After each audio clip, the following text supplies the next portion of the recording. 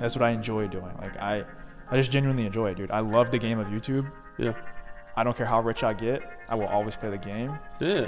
Because I love the game. No, that's real. It's hard to beat somebody who just loves the game, you know? Yeah. No, I can see that. I could definitely. What motivates you, more or less, to invest in the success of others' projects, like in others, you know, whether it's the YouTube or whatever it is, what motivates you to? Yeah. I love this question. Because everybody else would be like, oh, I just want to see the world be a better place or whatever. Yeah. I'm not going to lie to you. I just want to get rich, man. Like, Yeah. I just want to get rich. Yeah. But like, that might sound really selfish and bad. The good news is, like, me getting rich means my clients getting rich. Right. Like, because my whole master plan for this whole thing, like, just to give you a brief rundown, is like, make YouTube channels that generate revenue. Coach people, and they pay me obviously, that generates revenue. Get them really rich, reuse their client results to get more clients, generates more revenue. But then ultimately what I'm doing with the coaching program is I'm creating people and I'm creating channels.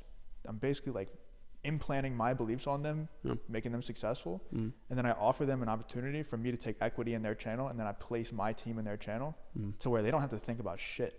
They just execute exactly what we tell them to do. We make thumbnails for them, titles, everything. We do everything for them. And then they get money at the end of the month whenever they get paid.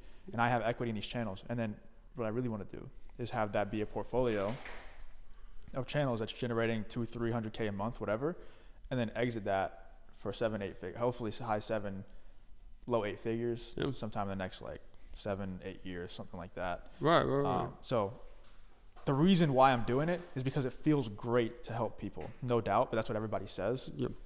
That's kind of understood, you know. But the real reason is because I want to get rich.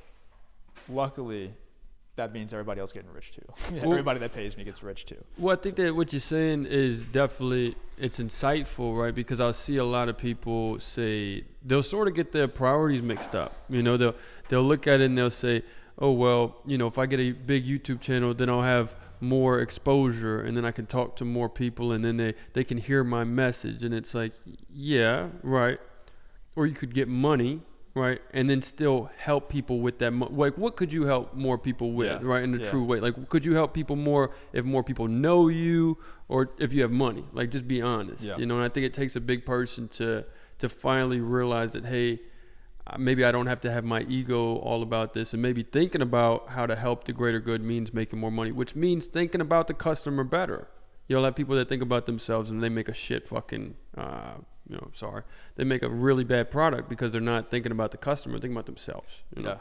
So I think it's selfish to not get rich. Like, I do. I think it's, if you have that motivation in you, it's probably in there for a reason. And I think it's probably God telling you, like, you need to go get rich, you know, for some reason, you know. No, serious. Maybe you have a passion to help. Like, for me, I like animals. I love animals. Like, so I donate to animal shelters all the time. Really? The reality is, the $3,000, $5,000, $10,000 that I donate to animal shelters, like, monthly, it's not really gonna make that much of a difference. Like, it might save a few dogs, but like, if I go to make 100 mil, like if I can donate 100 mil to an animal shelter, or like build my own animal shelter, that's gonna make an actual difference. So like, you making a measly like 10-15K a month, not really gonna do shit.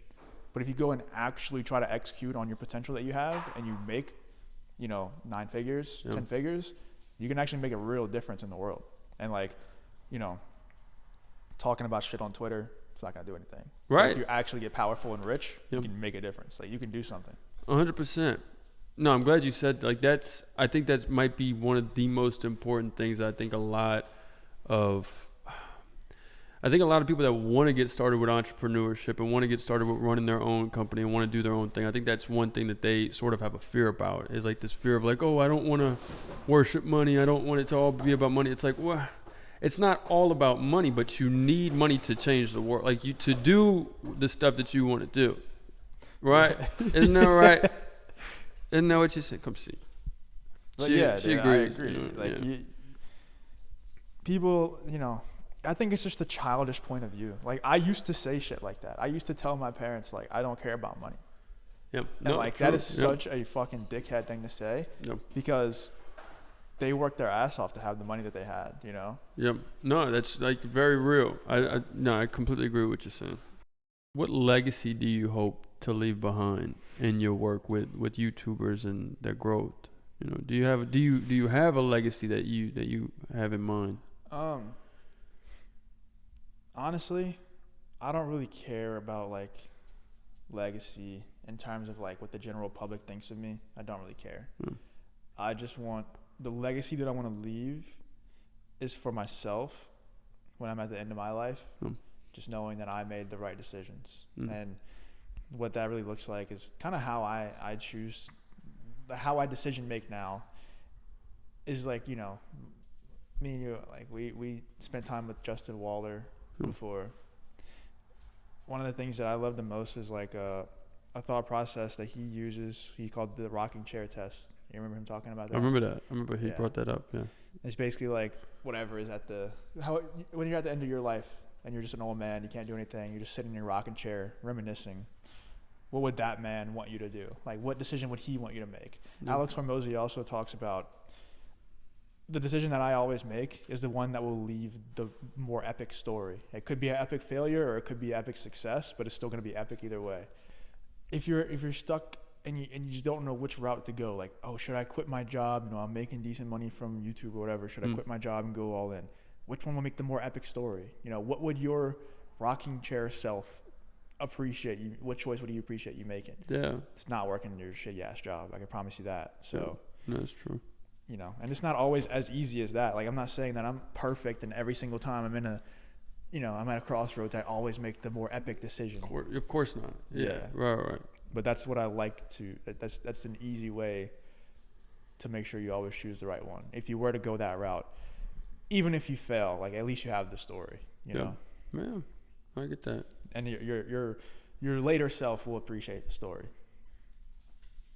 So for a YouTuber who is still maybe growing as their channel, like in the very beginning stages, what are some pieces of advice that you would give them to balance out maybe this internal growth that they're feeling, maybe like the confidence, like if they haven't done as many YouTube videos, their confidence, their skills, and this external growth that's going on, these subscribers these likes that are coming in, how would they balance those ideas of growth inside of them?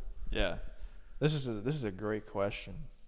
I think it comes down to be, do, have, you know, and the Bible talks about this. So many people talk about this. Yeah. You got to be the person capable first, and then you have to be able to do the thing, and then you get to have the thing. So many people want to just skip to having the thing. They want to just skip to being a successful YouTuber, skip to 1 million subscribers, skip to a ton of views. It doesn't work like that. You got to become the character first, like become capable first, become the person that's capable. And then you have to develop the skills to be able to actually execute, actually do the thing, and then you get to have the thing. But you can't skip any part. Like, you got to be, do, have. And I never heard. Could you say that one more time? Be, do, have. It's I don't know exactly what the Bible says, but it's like, be fruitful, do multiply, and then have replenish or something like that. Okay, so it's sort of in that order type of. Okay, yeah. And you know, I have to tell people this all the time. You know, you got to just become the character. So many people just want to skip. Damn. They just want to skip, man. Like, you can't. There's no shortcut. Say that again. That is good. No, like, I like that. Which part? No, be the character. No, become the. That's you genuinely just have to become the character, and it's so simple to do. You already have the answer in your brain on how you do that. Like, everybody has the answer. You just have to think, what would 10.0 version of Justin do? What would his daily life look like? And just do that thing. You already know. Like, if you ask yourself that, you're already gonna know. Like, I know for a fact I'm not doing everything that my 10.0 version of myself would be doing, because I know exactly what he would be doing. Yeah. At least in my head. It'll probably change, like, when I actually get there. Okay, I like that. But, like, in my head, I know what improvements I should be making. Yeah. No, for sure, I get that. Because I was going to say, what do you say to somebody who might not see the 10 version of themselves going on? Is it sort of that you have to create that version and then sort of strive for it? I think everybody knows, dude. Like, everybody knows what they're not doing. Like, that's okay. No, okay. In that context, for sure, yeah. We have access to so much information too. Like, everybody's information gathered enough. It's time to execute. You know, you've watched enough YouTube videos, you've watched enough stuff like this. Like, it's time to just go execute the thing. Like, get serious and go do it. But I think deep down, like, subconsciously, we all know what we're not doing enough of, or what we're doing too much of. More importantly, you know, too much distractions. I don't know who said it, but really, this whole entrepreneurship thing, becoming more productive, it's much more about subtraction than it is addition. People think they need to add more habits in. They really need to just get all the shitty habits out. And then it just opens up so much free time, and you have nothing to fill it with except for productivity, you know, reading books or actually doing the thing. That's another thing. Before we end this, like everybody wants to do everything except for the thing itself. Like everybody. Yep. Everybody wants to focus on having a cool little channel banner or having a nice profile picture or what name should I choose for my channel. Nobody gives a fuck. Nobody gives a fuck about that. When's the last time have you ever watched a YouTube video and you're like, wow, this is a great YouTube video, but the channel name sucks, so I'm not going to subscribe. That's never happened in the history of YouTube. Right. So nobody cares. It's not a needle moving activity. It's 80-20 rule. That's in the 80%. Get it out. Stop doing it. It doesn't matter. What you need to do every day is just actually do the needle moving activities. Just post videos. Get better at posting videos. Post videos. Get better at titles, topics, thumbnails, timing. That's it. No. What would you say to one person who might have their identity so wrapped up in this outward image, to somebody who needs everything to be perfect, sort of like what you're describing, so that they feel represented? Maybe they're a little bit more nervous to put themselves out there because they don't want all this external, all this attention. They might be overwhelmed by it. What would you say to somebody like that?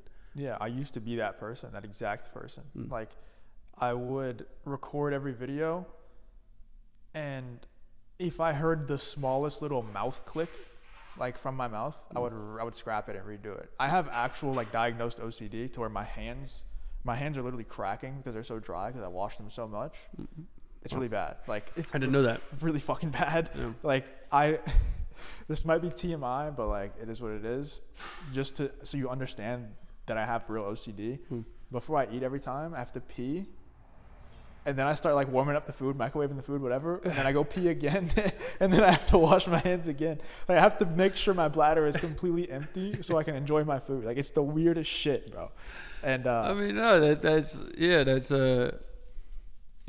crazy. Yeah, so you know that I have like legit OCD, like actual perfectionism problems. Yeah. You have to just get over it, because you have to realize that no matter how many times you scrap the shit, especially when you're first starting out, no matter how many iterations you go through, no how many times you edit it, no matter how heavily it's edited, you think it's absolutely perfect, or you're trying to get it to where it's perfect, it's always going to suck. Like, especially when you're first starting, it's going to suck. You just got to get the suck out of the way. All you're doing by like trying to perfect everything and, making sure everything's perfectly edited and all that stuff, you're just delaying the inevitable, which is you posting shitty videos. You just got to get the bad videos out the way early, get them out ASAP. And then you can actually get on to like the needle moving stuff. But no matter what, like the videos that I'm posting right now, a year from now, I'm going to cringe at them. That's just how it works. Okay. If I'm not cringing at them, then I'm not growing. So I like that, because people might watch your videos and might say, like, what do you mean? Like cringe? You're literally on top of like you're doing really amazing stuff right now. But even you saying that you maybe are still looking for growth in some of these videos. Of course. Yeah. Every video I'm trying to get better. Yeah.